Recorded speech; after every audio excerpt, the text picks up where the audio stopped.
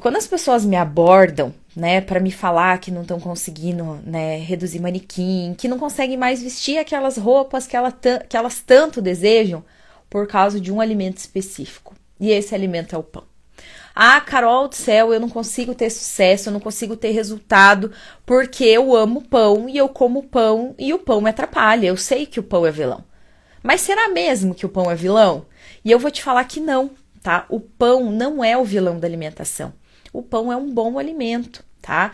Mas as pessoas, por causa da imposição da mídia, eles vêm com essas dietinhas da moda e têm o hábito de crucificar, né, e demonizar alguns tipos de alimento, e o pão foi um desses, né, mas isso já faz muito tempo, e as pessoas, a mulherada aí continua firme e forte, achando que o pão é o vilão da alimentação. O pão não é o vilão da alimentação.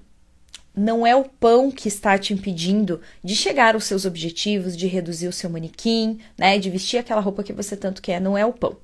O que vai determinar, né, que o seu processo seja um processo de sucesso não é o pão em si. Para você ter um resultado de sucesso, para que você tenha bons resultados aí no seu processo, você precisa de uma coisa específica, que é o déficit calórico que nós tanto falamos, né? O que é o déficit calórico? É você gastar mais calorias do que você ingere, tá certo?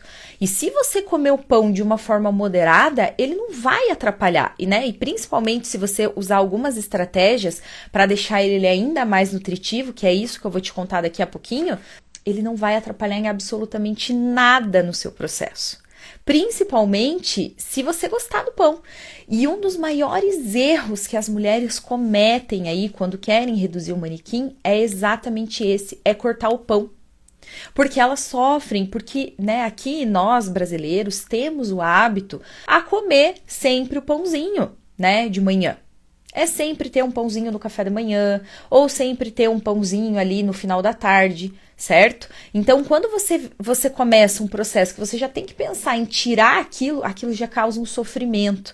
E quanto mais você restringe a alimentação, mais probabilidade de você ter episódios de descontrole alimentar. Por exemplo, você ama pão, você adora pão e você para de comer porque você acredita lá, né? Você acredita, tem toda a certeza da sua vida que o pão é o vilão da alimentação, que é ele que está te impedindo de chegar, né, de ter os seus resultados.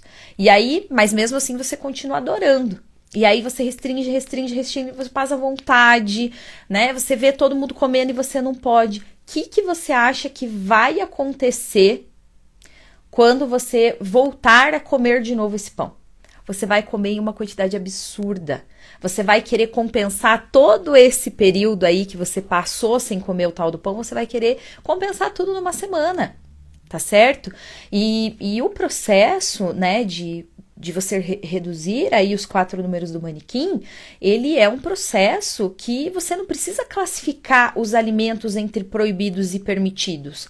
Por exemplo, eu não posso nunca mais comer alimento XYZ. Não, isso não deve servir para nenhum alimento, principalmente para o tal do pãozinho, tá? O pãozinho, ele não é vilão, ele é mocinho. Um pãozinho, tá? Um pão francês ou 2 fatias de pão integral vai ter aproximadamente 140 calorias.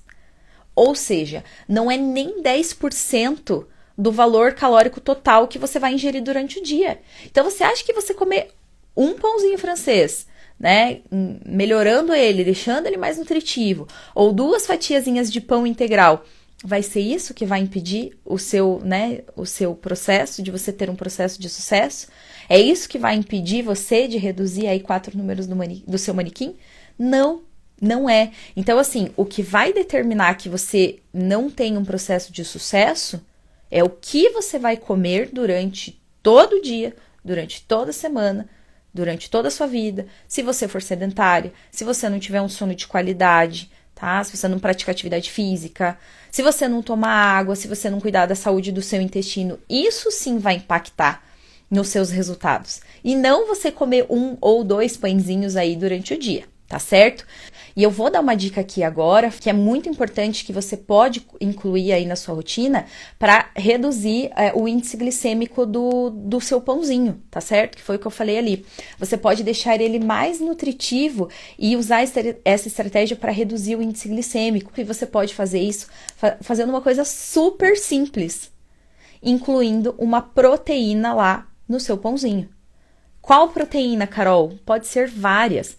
Pode ser um ovinho, tá? Pode ser um franguinho desfiado, pode ser uma carne moída magra, tá certo? E se você quiser deixar ele melhor ainda, coloque um legume junto, que é mais fibra. Então, se você quiser fazer um sanduichinho natural, por exemplo, com franguinho desfiado, né? Fazer um patezinho lá com franguinho desfiado, um creme de cottage, que é um queijo mais magro, e adicionar lá uma cenoura ralada, tomatinho picado, um alface, aí ficou perfeito. Por quê? Porque você vai adicionar proteína. A proteína vai ser importante por dois motivos. Primeiro, porque ela vai te dar saciedade. Então, sempre que você consome uma proteína, você consegue ficar saciada por muito mais tempo, ok? Segundo, ela vai diminuir o índice glicêmico lá do pãozinho. Então, vai evitar que você tenha esses picos de insulina, tá certo? Então, perfeito, você vai deixar ele muito mais nutritivo. E se você conseguir incluir aí mais um legume, uma salada, melhor ainda, porque é mais fibra que você vai adicionar aí junto com o seu pãozinho. Ou seja, vai te dar mais saciedade e vai evitar também, porque as fibras também ajudam a reduzir o índice glicêmico dos carboidratos refinados, tá certo?